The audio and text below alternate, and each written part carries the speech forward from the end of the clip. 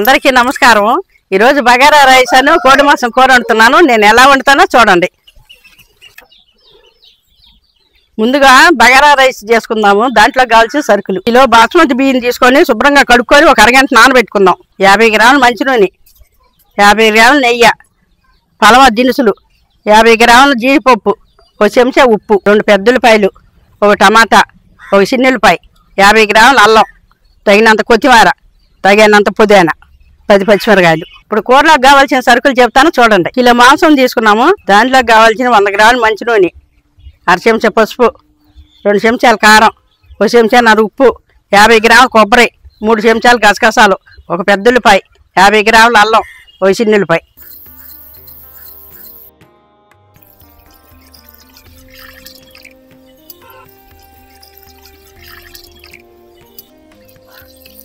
శుభ్రంగా కడుక్కొని ఒక అరగంట నానబెట్టుకుంటే బాగుంటుంది అన్నమాట।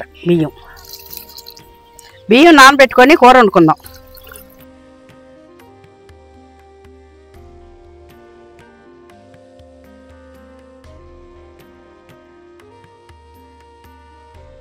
కూరలకు కావాల్సిన మసాలాలు నూరుకొని పక్కన పెట్టుకుందాం। ఇదిగా అల్లం నూరుకుందాం।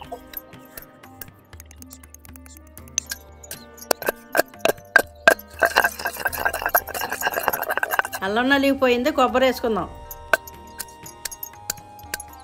ఇప్పుడు గసగసాలు వేసుకుందాం।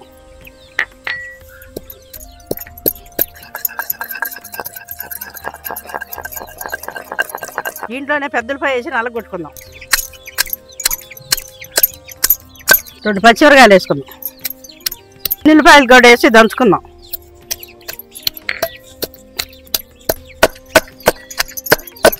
ఇవన్నీ కలిసేటట్టు మెత్తగా నూరుకోవాలి।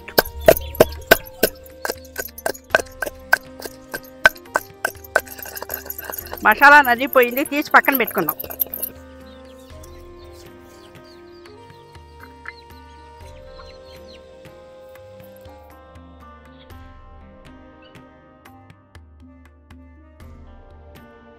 దాకా వేడెక్కింది, నూనె పోసుకుందాం।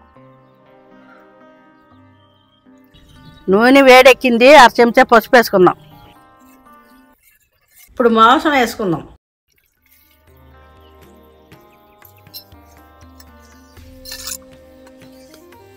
నిమిషాలు మూత పెట్టుకుందాం।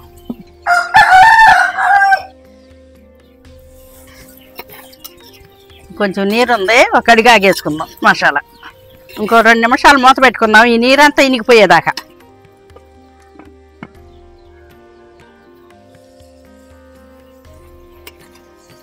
నూరు పెట్టుకున్న పేస్ట్ ఉంది కదా మసాలా, అది ఇప్పుడు వేసుకుందాం।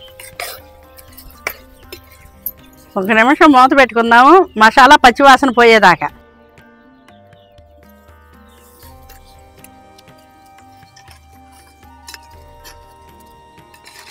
చెంచాలు కారం వేసుకుందాం। చెంచాన్నర ఉప్పు వేసుకుందాం।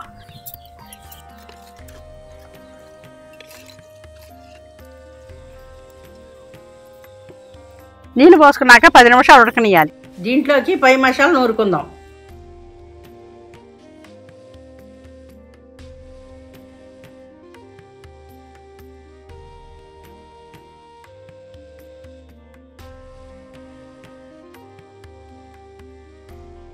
మసాలా నలిగిపోయింది, తీసి కూరలో వేసుకుందాం।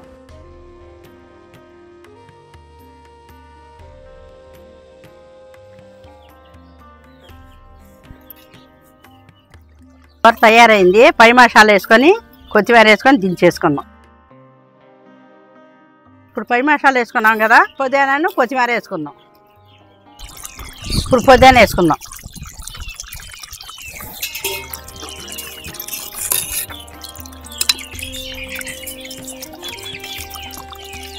ఇప్పుడు కొత్తిమీర వేసుకుందాం। ఇప్పుడు దించేసుకుందాం, మూత పెట్టు।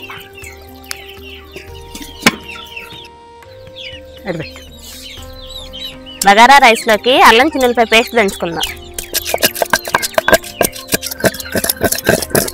చిన్నులపాయలు వేసుకుందాం। నలిగిపోయింది, తీసి పక్కన పెట్టుకుందాం। బగారా రైస్ వండుకుందాం। ముందుగా నెయ్యి పోసుకుందాం,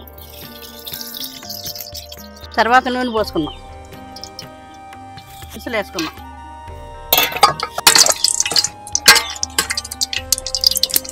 ఇప్పుడు ఆకులు వేసుకున్నాం, బిర్యానీ ఆకులు.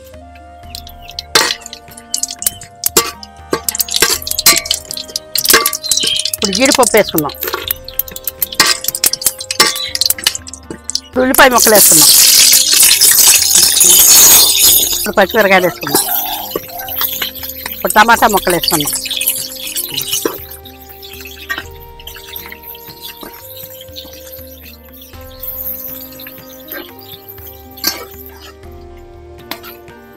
దోరగా వేగినాక అల్లం చిన్నెల్లిపాయ నూరి పెట్టుకున్నది ఉంది కదా, ఇప్పుడు వేసుకుందాం. సొనసేగ మీదే ఇట్లా వేపుకోవాలన్నమాట. పచ్చి వాసన పోయేదాకా వేపుకుంటూ ఉండాలి. పచ్చి వాసన పోయింది, పుదీనా కొత్తిమీర వేసుకుందాం.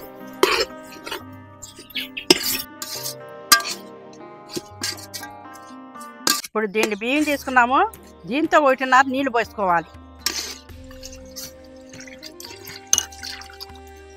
రోడ్డు పోసా కదా, ఇది ఒక కర్ర. ఒక చెంచా ఉప్పు వేసుకుందాం. బాగా అసలు తెరలేదాకా బాగా కాసుకుందాం. ఎసరు కాగింది కానీ ఈ బియ్యం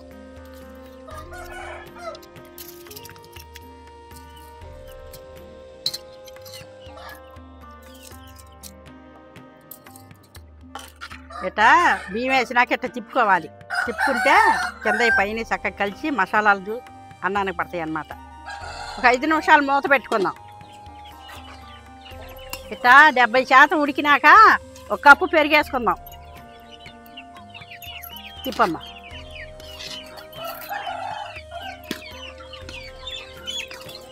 ఇప్పుడు కొత్తిమీర కూడా వేసుకుందాం.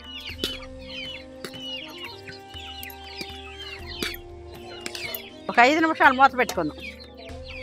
1 కప్పు పాలలో చిటికెడు కుంకుమ పువ్వు వేసుకొని కలుపుకుందాం.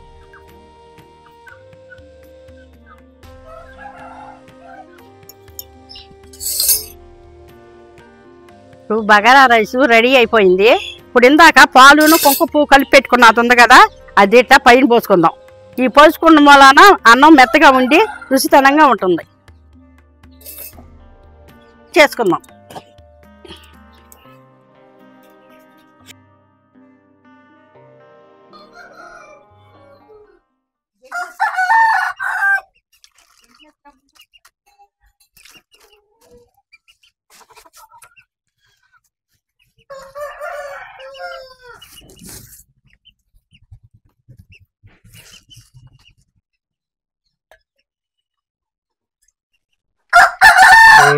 చాలు చేయమ్మా.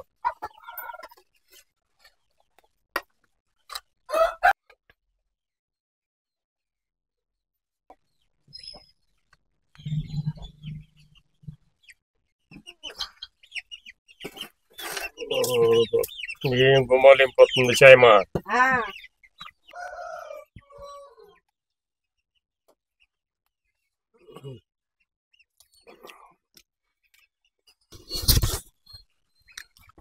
ఎట్టన్నామా చక్కగా సరిపోయింది అనమాట. దుమ్ము దులిపేసిందండి మా అమ్మ. వేడి వేడికి అసలు సూపర్ కంటే సూపర్గా ఉంది. కాలుతున్నాం బాగా.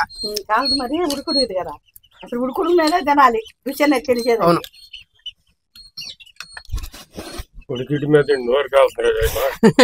తక్కువ దినుసులతో చక్కగా చేసిందండి మా అమ్మ. చాలా అంటే చాలా అద్భుతమైనట్టు రుచి వచ్చింది అనమాట. ఒకసారి ట్రై చేసి చూడండి. ట్రై చేసి ఈసారి వీడియోలో కామెంట్ పెట్టండి. చాలా మంది ట్రై చేస్తున్నారంట, కామెంట్లు పెడుతున్నారు. చాలా సంతోషంగా ఉంది. కామెంట్లు పెట్టేవాళ్ళు తెలుగులో పెట్టండి, ఎందుకంటే మా అమ్మ మా నాన్న కూడా చదువుతున్నారు అనమాట. ఇంగ్లీష్ లో పెడితే అంటే నేను ఒక్కనే చదువుతాను. వీళ్ళు ఓపెన్ చేసి తెలుగులో ఉంటే ఏంటంటే చదువుకుని చక్కగా మురిసిపోతున్నారు. అప్పుడు చాలా సంతోషంగా అనిపిస్తుంది అనమాట.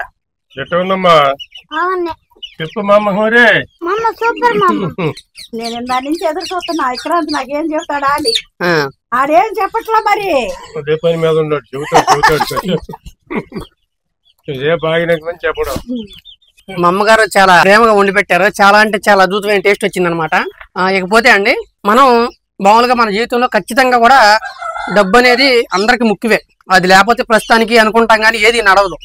కానీ కొంత డబ్బు సంపాదించిన తర్వాత ఏంటంటే మాక్సిమం అందరూ కూడా మళ్ళీ మన ఊర్లోకి వచ్చి స్థిర నివాసం ఏర్పాటు చేసుకునే విధంగా ప్రయత్నం చేయండి అండి. అది చేస్తే ఏంటంటే మన ఆత్మీయులకి, బంధాలకి, బంధువులకి అందరికి కూడా దగ్గరగా ఉన్నట్టుండిద్ది. అదే విధంగా ఏంటంటే ఏదో టైంలో మన ఊర్లో ఉంటే ఏమైందంటే మన ఊర్లో దారి రాదండి. చూశారు కదా ప్రపంచంలో ఎట్లా ఉన్న పరిస్థితి మొత్తం కూడా అంతా అతలాకుతలంగా ఆందోళనగా ఉంది. మనం ఏదైనా మన ఊర్లో ఏదైనా ఏర్పాటు చేసుకుని నలుగురికి ఏదన్నా మనం ఏర్పాటు చేసే విధంగా ఉంటేనే మన మానవ జీవితానికి అనేది కొంచెం అర్థం అనేది ఉండిద్ది అనేది నా అభిప్రాయం అండి. చూశారు కదండి మా వీడియో కానీ మీకు నచ్చినట్టయితే లైక్ చేయండి, షేర్ చేయండి, కామెంట్ చేయండి. మరిన్ని మంచి వీడియోల కోసం మా ఛానల్ సబ్స్క్రైబ్ చేసుకోండి. ఉంటానండి మీ తెలుగు ఫార్మర్ గోపి. బాయ్.